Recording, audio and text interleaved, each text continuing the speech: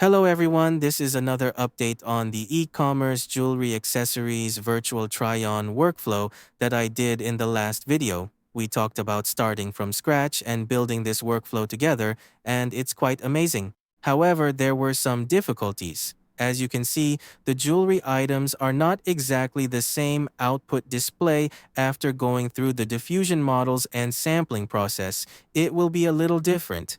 Obviously, that's how AI image generation goes. Once you go through some samplers, it's not going to be 100% the same image as the product showcase. In the previous video, we did one workflow for making the try-on, where we generated the image, and it was an output that looked different from our original reference image. We then had to bring that output to an image editor to manually edit in another jewelry look. But now, we have fixed that. We can do the whole editing in one workflow. I've added this group here to mask the locations of the jewelry on our AI model, and it's going to output in that space. Of course, you can do your own mask editing by right-clicking and using the mask editor. If you're not interested in this area, maybe you want to add a ring on the hand, you can mask that area as well. But this is a better way to do the image in painting editing. It will also be 100% exactly the same product that is tried on to our AI image model.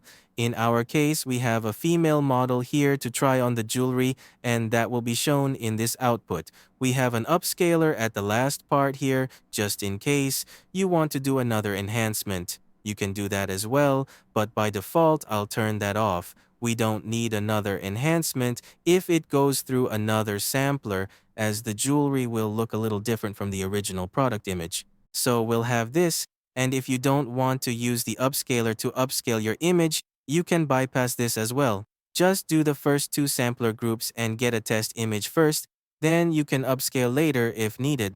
Let's try on another AI image different from what we have here. The first thing we need to do is copy this image and paste it into the Editor Image Group Input node. Right here in the Load image, we paste this new image. Then we need to do a mask area by opening the mask editor. We'll see the jewelry areas, for example, in our case, the necklace area, and we're going to inpaint those areas for our necklace area, and there will be the exact same locations that my jewelry product is going to display. In this way, we'll have a better output by just one click, and everything will output in the same workflow without changing to another image editor and another second workflow like last time for the initial draft version. Last time I created a mask area to get an output, but it didn't look the same as the original necklace jewelry, and we had to do another image edit for replacement. But in reality, that's not a productive workflow. So I've enhanced it, and it's now like this. Here's the output of our image. Wow, it looks amazing on the first generated output. But then, as you can see, there's some difference in color, and the dress and even the face are not the same because we have these samplers doing the generation, so it won't be copied exactly the same as the original reference image. We have the output of the necklace, but in our case, it's kind of small, so we can change that to make it a bit better. You can also adjust the size here. This image resize node is connected to our product image input. So let's go back here. We cut off the white background color of the product image, and then we bypass that to our other groups. The product is totally transparent background in this case. Then we pass that into this image resize input. And if in this case it looks small, you can set the pixels a bit bigger. So here we'll put this to 32, and that will change the size a bit. As you can see, it's a little larger now. If you want it even bigger, you can do that as well.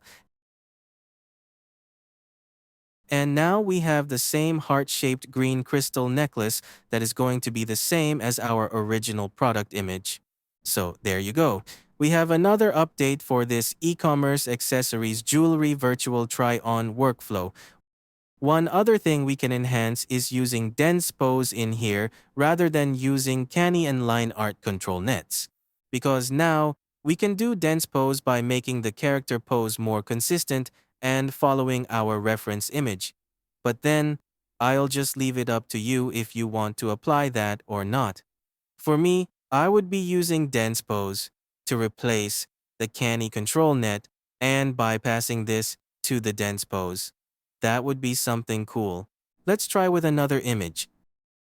Let's see if I have an image with a close-up shot to better display the necklace on the model's character try-on. Okay, so we have another close-up shot AI image character as our fashion model. This time we have a close-up shot and the jewelry area is going to be closer here. And that is basically the structure and pose of the AI image. It won't be exactly the same face as our reference image. Once again, we have to remember that. And this time I have used dense pose as one of the control nets. We created our control net using dense pose for the first one, realistic line art for the second one. Then we used the same demo product for our showcase here. We have this output image. And of course, as you can see, the necklace is not the same as what we have, so we have to fix that. Once you have the better location for the image inpainting mask and you get a good size of the product image after the image resize, you will have the product displayed in this node. I think I will delete the upscaler image. That is not necessary for what we want to focus on in this workflow.